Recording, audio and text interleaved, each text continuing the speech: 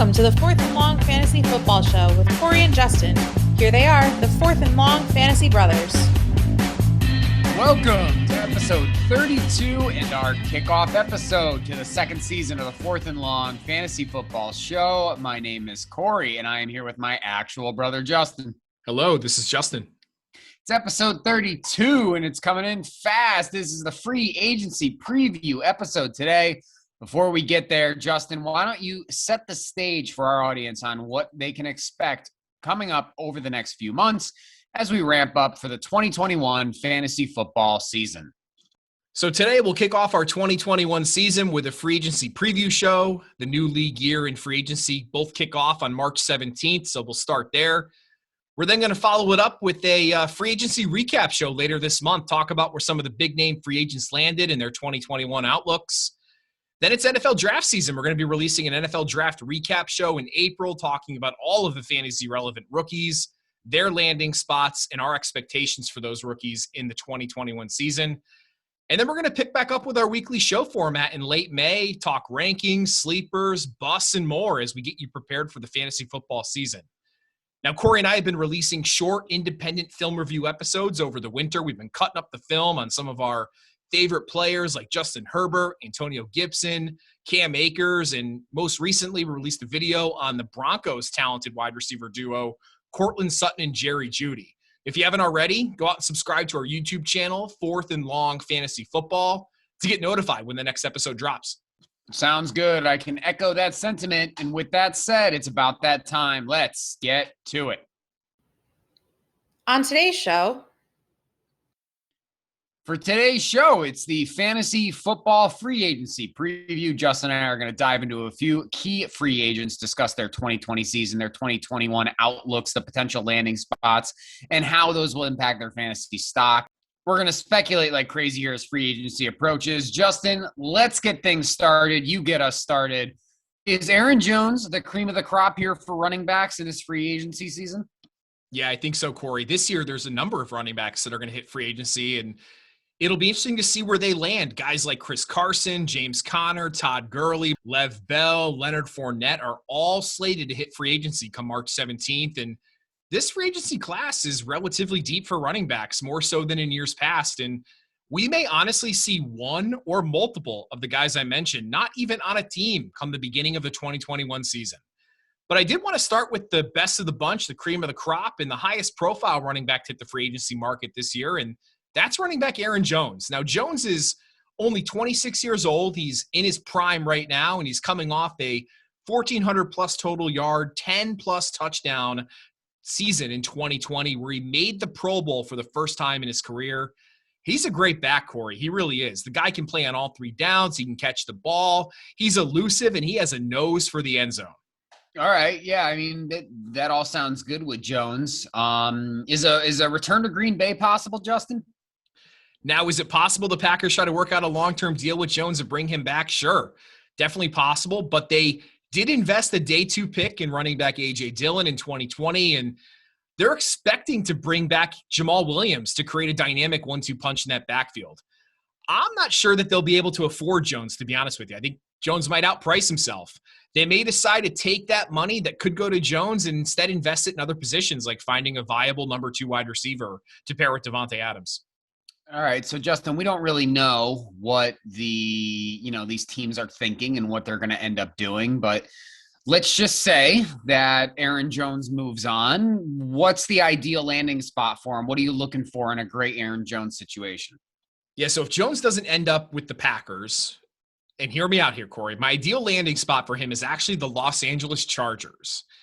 Most Aaron Jones dynasty owners are probably shaking their head right now and probably hoping that he ends up in Miami, maybe Buffalo, but I think the Chargers would actually be a better fit for Jones.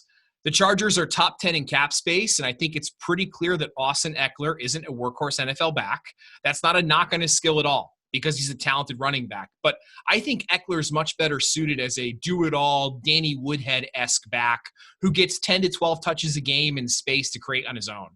You put Aaron Jones in that young offense, and I see a path to similar production in 2021.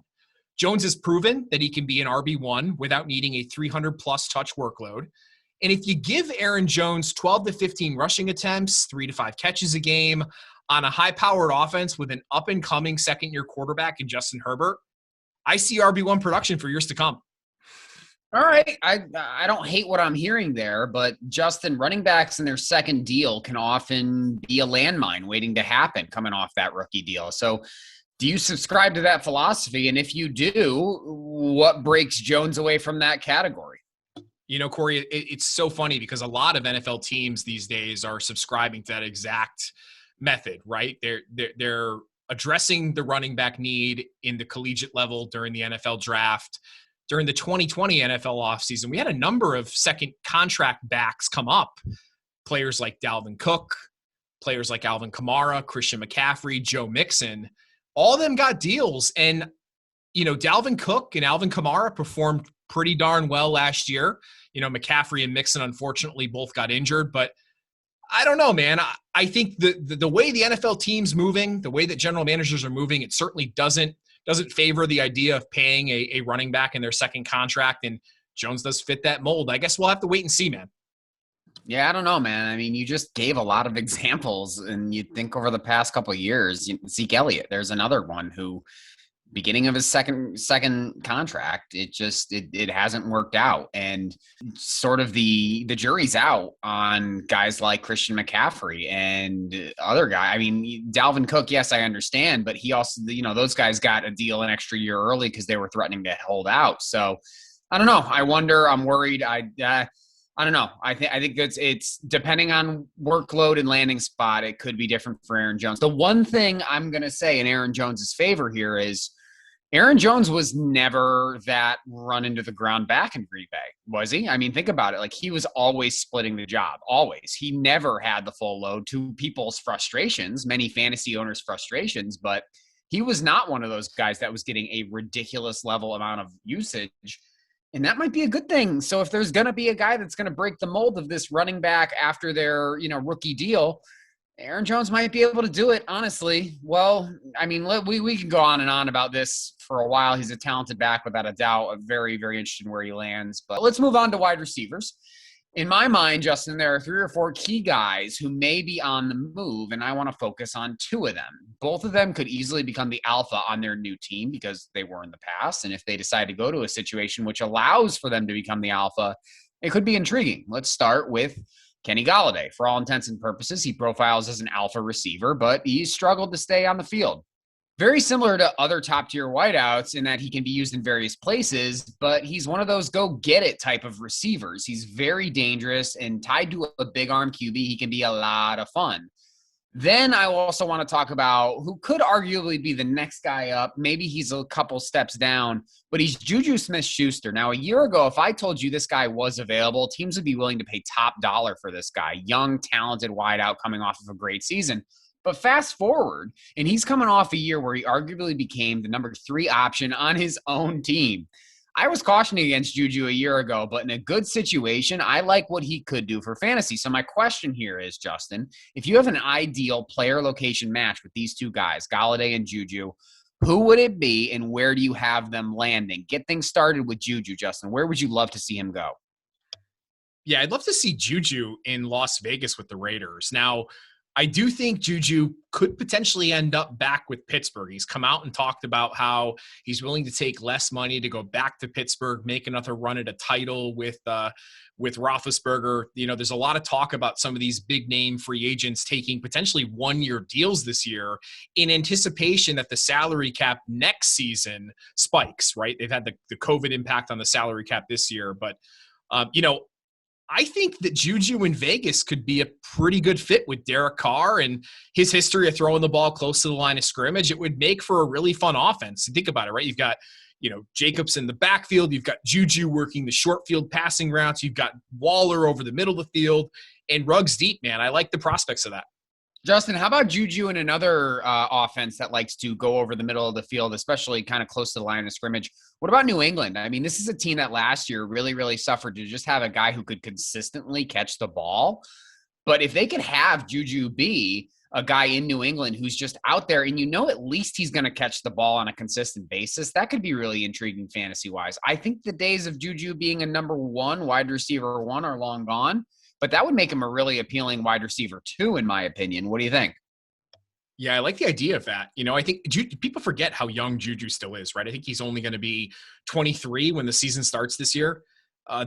That's incredible that a guy that seems like he's been in the league for 5-6 years at this point is still so incredibly young. He has so much career in front of him. I think wherever Juju lands, he'll be that slot wide receiver he's been in Pittsburgh, and he should be productive, especially if he's given the number one role. So what about Golladay, Justin? Where would you love seeing him?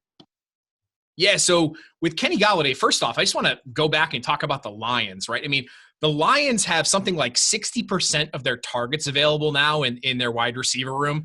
Is Williams, Tyrell Williams now, who just signed, he's their number one.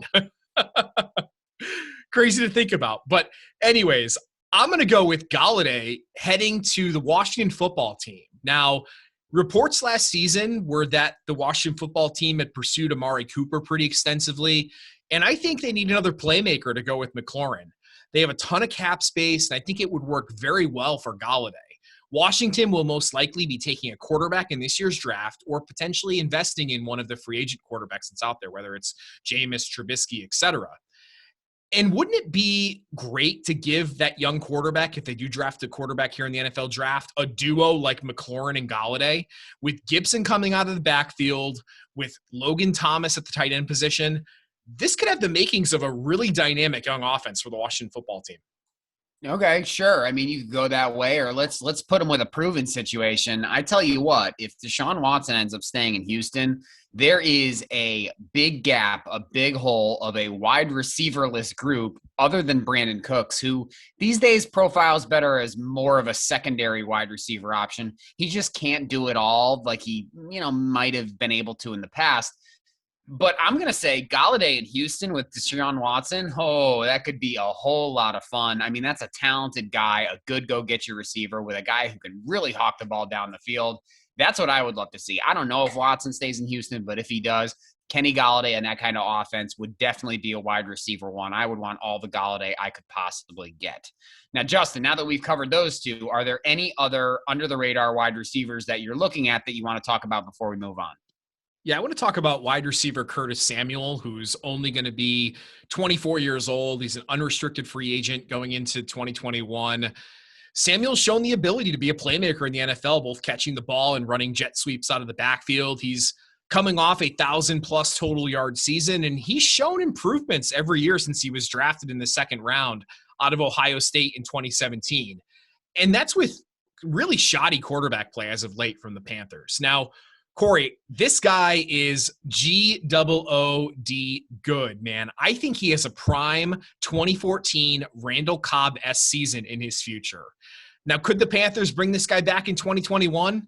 It could happen, but they just recently assigned the franchise tag on tackle Taylor Motton, so that eats up a big chunk of their cap space. And they've got established skill players like superstar Christian McCaffrey returning and wide receivers DJ Moore and Robbie Anderson still in the fold, demanding a lot of attention. Samuel could look for a role in a team that can promise him more opportunity in an offense. And with all that being said, I think the ideal landing spot for Curtis Samuel is the Green Bay Packers.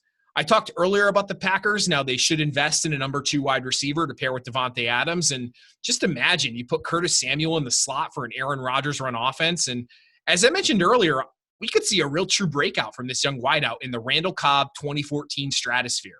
The potential is sky high for Curtis Samuel. If he ends up with the Packers, I'll be jumping on the Curtis Samuel bandwagon as a true breakout wide receiver in 2021. So, Corey, let's move on. If you were given a choice between James Conner and Chris Carson to land in a nice fantasy spot for 2021, which would you prefer? Oh, Justin, I would take Chris Carson all day. He has fought off quite a few fantasy relevant backs in his time in Seattle and profiles as a really good all-purpose guy. Now, understandably, he is a bruiser, but he seeks contact with reckless abandonment, which has resulted in an injury after injury. And I don't see a scenario that Chris Carson would sign up for where he isn't at least in a committee type scenario, and that would result in some fun and sustainable usage. Again, I'll reiterate, I just don't see that happening. I don't see a team investing in Chris Carson as their number one do-it-all back, but in a committee type scenario, that may be the best Chris Carson you can get because he's shown an ability to run between the tackles while demonstrating top-tier power and an ability to catch the ball, which is a great combination. I like Chris Carson in a scenario like Atlanta, for example, with a 60-40 split like Gurley had with the Falcons last year. He's not a top 20 guy for me, regardless of situation, but he could easily be my RB2 on a super wide receiver heavy squad in 2021. So with that said, what do you think, Justin? Anything that can drive you towards a guy like Carson or Connor? You know, it's funny. These are prime examples of the situation we talked about earlier, right? Where you've got these running backs that came in on their rookie deals and the teams have decided to move on. I mean, between the two of them, between Carson and Connor, I like Carson a bit better than James Conner. I think Carson offers a little bit more. He's shown, year in and year out in Seattle, steady hustling Chris Carson, right? He showed year in and year out that he would be productive in an offense. I think if Chris Carson ended up in a situation, like you said, in Atlanta, maybe he ends up being the lead guy in, New York with the Jets. Maybe he ends up going to the New England Patriots and he's the bruising goal line guy there. Either way, I think he'll be a valuable running back that you'll be able to get kind of late in drafts, and he'll be a solid RB2, RB3. Agreed, Justin. Now, before we call it an episode, is there anyone in the tight end landscape that has piqued your interest in free agency? Yeah, Hunter Henry, arguably the premier tight end in this year's free agency class. He's proven to be one of the best all-around tight ends in the NFL over the last couple of years. He finally stayed healthy in 2020. Put together a solid yet unspectacular season, right? If you had him on your fantasy team, you were mostly satisfied, but some of the time you were yearning for more, right? Although he didn't grade well as a run blocker in 2020, he consistently grades out well in his wins above replacement, or WAR, which considers his impact on the field and a replacement's impact on the team's ability to win games.